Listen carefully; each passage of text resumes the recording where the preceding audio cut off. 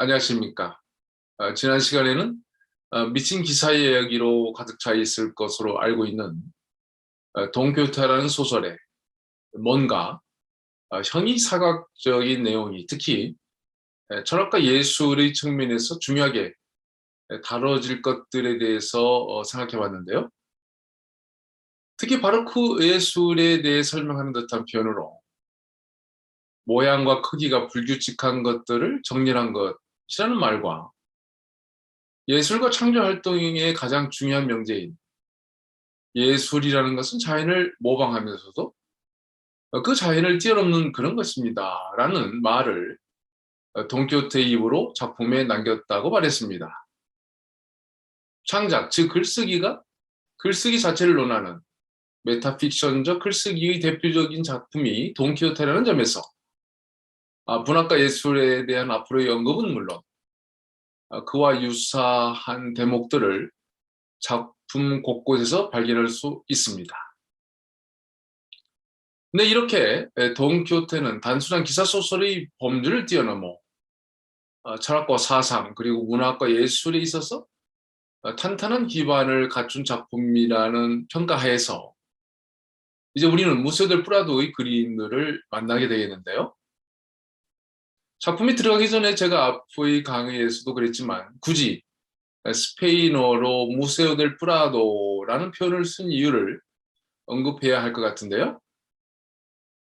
우리는 무세오델 프라도를 우리말로는 프라도 박물관이라고 수곤하죠. 앞에 무세오라는 단어 때문에 처음부터 그렇게 불렀을 것 같은데요.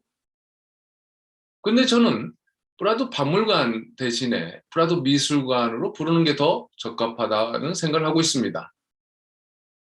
무세오라는 단어가 뮤즈라는 단어에서 온 것으로 예술적 영감을 받아 만든 작품들이 전시되어 있는 곳이고 동시에 그것을 감상하는 사람들에게는 또 다른 영감을 주는 공간이라는 차원에서 박물관이든 미술관이든 문제는 없는데요.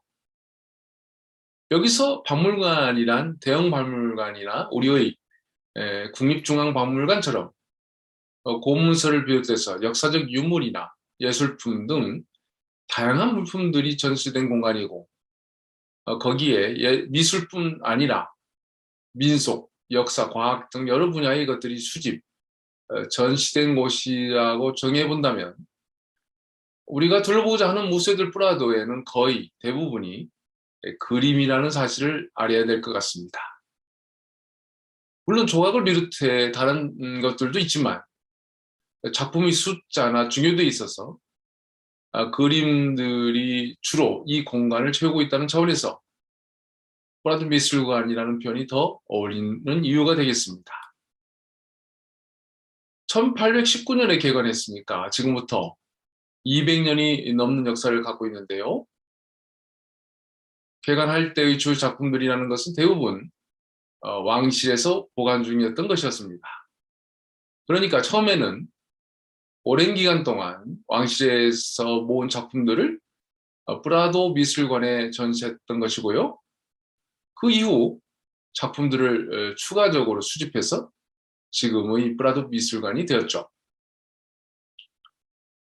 미술관을 열게 된 이유는 여러 가지 있겠지만 당시의 시대 상황이 반영되었다고 봐야 할 것입니다.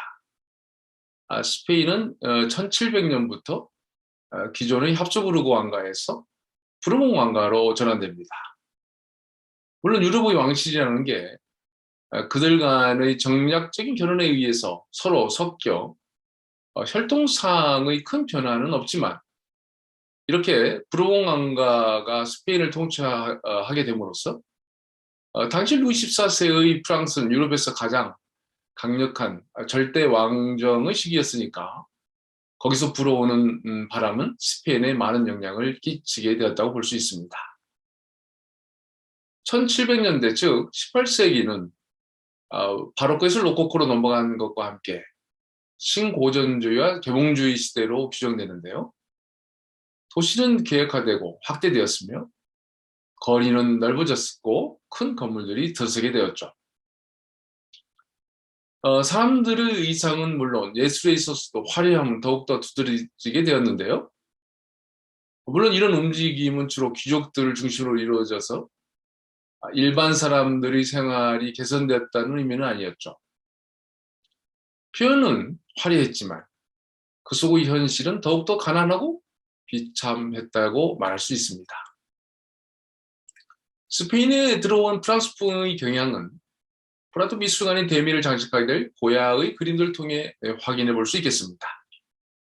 한편 왕실에서는 과거부터 그림들을 수장하고 있었지만 특히 왕이 지명한 화가들을 통해서 그림을 그리게 해서 주로 왕과 그 가족들을 대상으로 그린 그림들이 주로 있었고요. 1700년부터 전면적으로 들어오기 시작한 프랑스의 영향은 부르봉 왕가의 첫 번째 왕인 펠리페 5세와 그의 부인 이사벨 데 파르네시오가 많은 그림을 구입했고 그 작품들이 이후 미술관의 기틀이 되었습니다. 그녀는 이태리 파르마 출신이었죠. 프라도 미술관 건물은 이 부부의 아들 까르로스 3세 때 건축되었고요. 까르로스 3세의 손자이자 펠리페 5세의 증손자인 페르난도 7세 때 개관하게 되었습니다. 1819년이죠. 이후 기억할 만한 일로는 1936년에서 39년 사이에 있었던 스페인 내전 중에는 피카소가 관장직을 맡고 있었고요. 전쟁 중에는 프랑스로 그림들을 옮기게 됩니다. 물론 전쟁이 끝나는 1939년에 다시 스페인으로 들여오게 되죠. 프라도 미술관에는 많지는 않지만 중세의 작품부터 고해의 작품까지 소개되어 있습니다.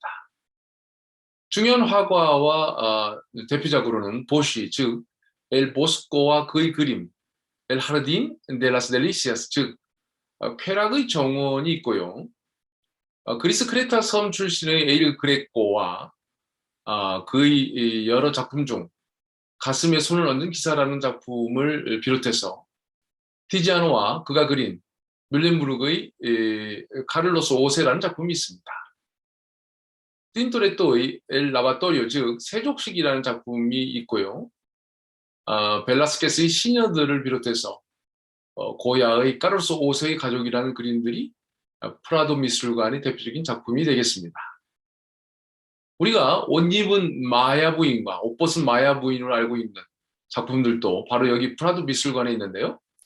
이들 작품의 제목에 붙은 마야는 부인의 이름이 아니라 예쁜 또는 끝내주게 멋진이라는 의미를 갖고 있다는 점을 생각한다면 옷 입은 마야 부인이라 옷 벗은 마야 부인이 아니라 옷 입은 예쁜 여인과 옷 벗은 아름다운 여인이라고 번역해 볼 수 있겠습니다.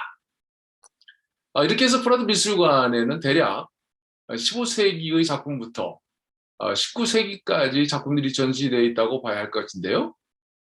엘 보스코와 엘 그레코 그리고 티지아노와 틴토레토 등 외국 작가들을 비롯해서 스페인 화가들의 작품들이 있고요. 그 대미를 장식한 화가가 고야인 것이죠. 고야는 근대미술과 현대미술의 경계에 있다고 봐야 할 것 같은데요. 그 이후의 작가들, 즉 파블로 피카소나 후안 미로, 후안 그리스, 살바도르 달리 등의 작품은 별도로 마드리드의 레이나 소피아 미술관에 있습니다. 프라도 미술관이 근대 미술관이라고 한다면 이 레이나 소피아는 현대 미술관이라고 불러도 될 것 같습니다. 이 밖에도 마드리드에는 티센 보르네미사 미술관이 있는데요. 프라도 미술관에서 소장하는 작품들의 시대부터 레이나 소피아 미술관의 작품 시대를 포괄하면서도 그를 넘는 현대 미술, 그것도 최신 미술 작품들까지 소장하고 있는 게 특징이죠. 이번 시간에는 무세들 프라도를 프라도 박물관으로 하지 않고 굳이 프라도 미술관이라고 부르는 이유에 대해 말했고요. 프라도 미술관의 역사와 그 공간을 차지하고 있는 주요 화가들과 그 대표 작품들, 그리고 마드리드의 주요 미술관에 대해서 알아봤습니다. 다음 시간에는 작품들 직접 살펴보도록 하겠습니다. 감사합니다.